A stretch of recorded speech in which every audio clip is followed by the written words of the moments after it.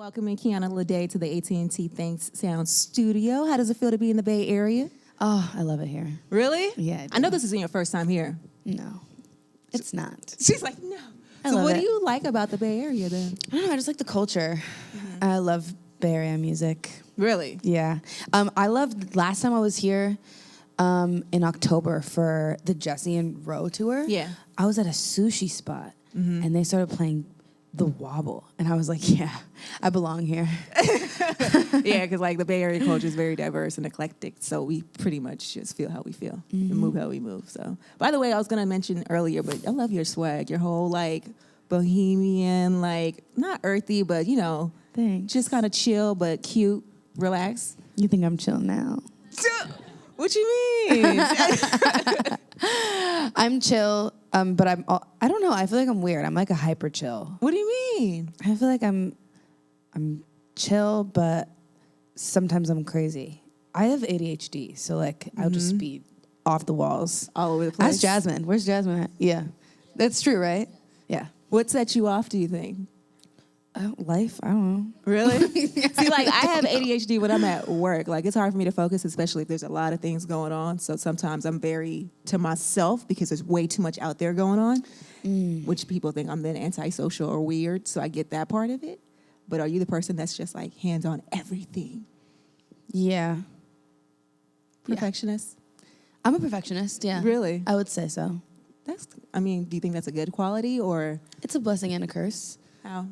I think the blessing of it is that I never give up. I always want to do better. But then the curse is that I never feel like I'm doing well enough. Right.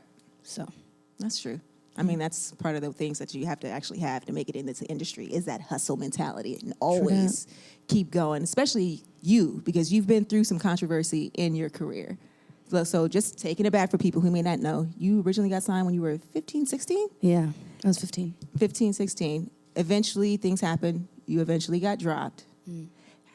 How did you get dropped and then continue to pursue your music feeling like, yo, this just happened. I'm such a young girl. They basically just shut it down. And then you're like, no, I'm going to continue to do me. I think for me, there wasn't really an option. Like, I wasn't really going to high school anymore. I was going to online school, and I was barely even doing that. Yeah. I just knew in my heart this was what I was going to do. Yeah. I was like, I'm not really good at anything else Yeah. either. Yeah. So I might as well, since I'm good at this, I might as well be really, really good and try really, really hard. So that's what I did. I just never really second guessed it. I was like, okay, this is just, we're back at square one, and that's just what it's going to be. And we'll get back up there eventually. How was that conversation with your parents? Which part? See, that was the part for me, because how old were you when you moved to LA? I was 16. How did that go with your parents? Like, it was okay, actually. My mom has always been super supportive. I was raised by, she was a single mom for a while. Yeah. And she always told me, like, never rely on anybody. Do you, and don't think about anybody else. Be selfish. And I still have a really hard time with that. But it was always like the hierarchy of what things were in my childhood was like, singing, music, dancing, acting was like first. Yeah. Whatever my future was, and she's a teacher, so that was like crazy. Oh, wow. But like that was first, because that was my passion, that was my future. She knew I was going to be doing that. And then second was school.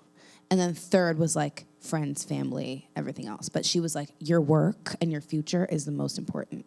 So she was like so excited when I told her I wanted to move. I was like, I'm done with Arizona.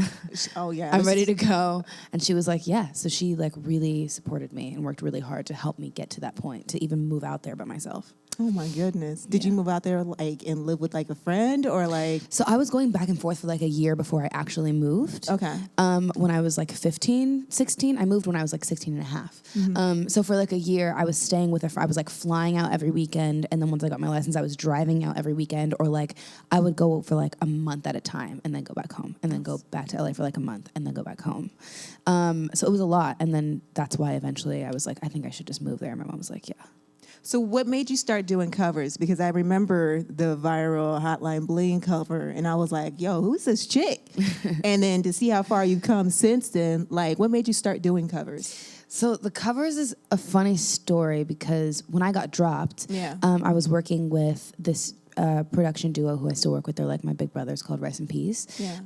And they're they're amazing. But we all were kind of going through a similar situation, and they were really the only ones who stuck with me after I got dropped. Dope. And they really believed in me, and I really loved their loyalty that they showed me. So we would literally get in the studio every single day, like not knowing what we were doing. We were like, where do we start? Yeah. And we just started messing around one day, and I think Shake It Off had just come out. Yeah.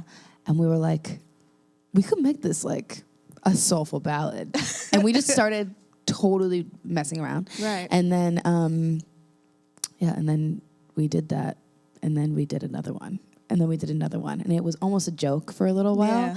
And then we were like, wait, this is actually kind of good. Yeah. People kind of like this stuff. Yeah. And then we were doing it for a year before we did Hotline Bling. Yeah. And then Hotline Bling happened, and we were like, oh, people like this.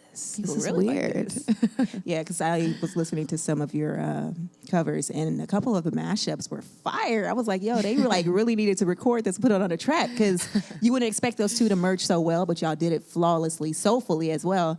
And I like the covers because it debuts or shows people that you can actually sing. You're not a studio singer. You know what I mean? Which, unfortunately, in today's culture, there's a lot of auto-tune and studio singers.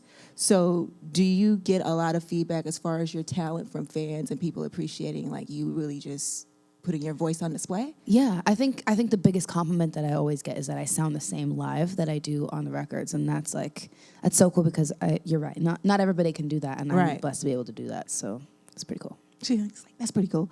And then how did you end up getting on this tour with Ella May? How did you guys team up? So Ella had posted my ex visual on her Instagram story, and just said something about how like she was a fan of the video and a fan of the music, and I was like so flattered and amazed that she posted that. It was really sweet. And then we just kind of talked back and forth on social media, and then one day I just got a call from my agent, and they were like, they asked you to come on her tour. And I was like, sweet. She's like, yes. And now we're here. And so was there any type of preparation that you guys had to go through for this tour? Or like, what did you do to prep yourself for it? I think it was more mental preparation, honestly. Just getting ready to leave for like a month and a half. You have to like, it's kind of hard because I was really, really busy right before I left. Yeah. But all the spaces in between that I had, I filled with like working out and eating healthy and just like really trying to get my mind and my body right so that I could be on the road for a month and a half. Really? I hate working out. I'm sorry. Me too. That's like the one thing. I don't like it. It's torture. I don't like it, but I actually have a really good trainer now who makes it really fun. Really? Yeah, it's just like a bunch of amazing, Jasmine's in it too. It's a bunch of like amazing brown women in one fitness class, and it feels like a team effort. Like we're all doing the same challenges and the same obstacles, and there's like, my favorite is when we all like line up and we sit down on the floor with one medicine ball in a line, and we like pass it to each other. Oh, wow. Back and forth. And that just, it feels good to be a part of like a team that like drives me, you know? That's cool. I personally prefer yoga. I do, because I don't like to sweat a lot, and I don't sweat a lot with yoga. Okay, so you don't personally. do hot yoga? Oh, hell no. Okay, no. With these edges, girl, you already know what I mean. I'm just saying. So what's like the one thing that you have to have on tour with you? Oh, no. I would have to bring my dog. Like, no question, and he needs a handler. Your dog? Mm-hmm. What's his name? Teddy. He looks like a little teddy bear. That's really cute. Mm-hmm. Probably Jasmine. Aww. I need Jasmine in my life. Really? Yeah. Is she like the one person you turn to for everything? Like anything that you need to express how you feel? She has my back, man. She holds all the skeletons. She keeps me sane. Really? Oh, yeah. She's like...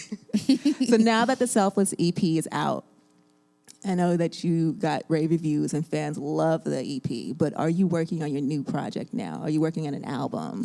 My new album is done. Is it? It's done. Really? Look at their faces. They're like,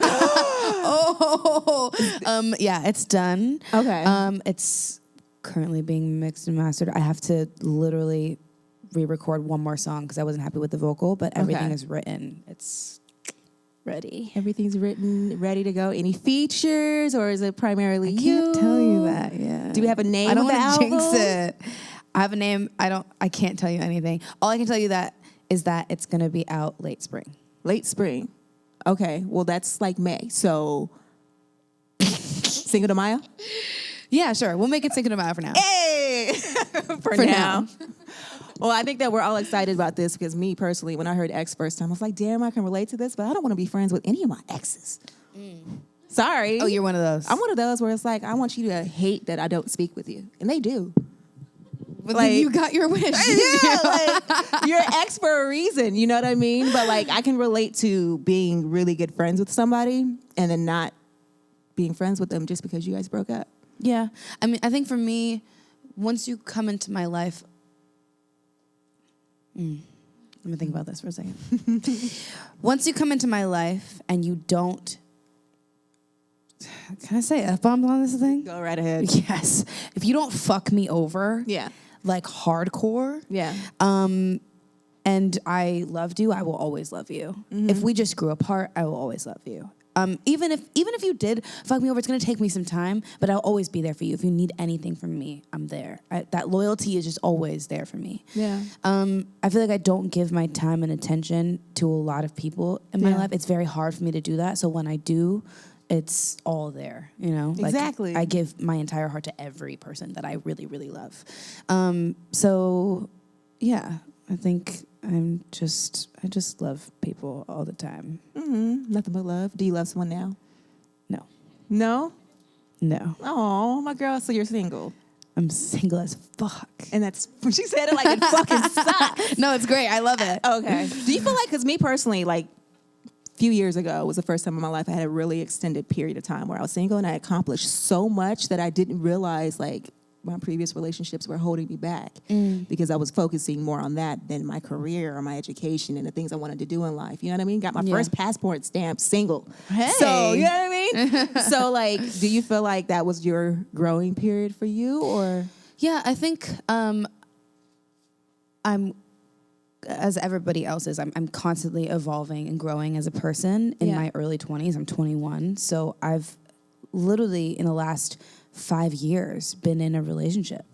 And I just looked at that and I was like, I don't want to do that anymore. I want to figure out who I am as a person. Like right now I have this perfect amount of time and gap of time, and I should just be focusing on myself and doing me. And that's what I'm doing. Please do you. 21 for 5 years? Girl, do you know what we were doing at 2? Anyway, I hope you're having a lot of fun right now. Oh, I am. Especially on this tour. Jasmine, make sure she gets out and has a couple of drinks, okay? I don't drink, but Really? I don't need to drink. I will still have a good time. She's like, I'm a natural turn up.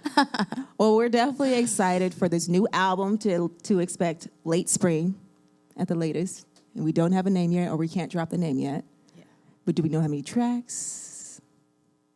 Anybody that you're working with on the album? Producers? I don't know. You wrote it all yourself? Yeah. With co-writers. Co-writers, she's like majority. With my favorite co-writers. Well, we're definitely excited for that. Cannot wait to see what comes for you. And I'm excited to see what X is doing right now because it's blowing up all over the radios right now. So Thank you. any last words you want to say to the people before we let you go? Thanks for coming. She's all... It's nice seeing your faces. Aw. And there it is, your girl Shay Diddy, Kiana Ledé, 106 KMEL. Thanks, guys.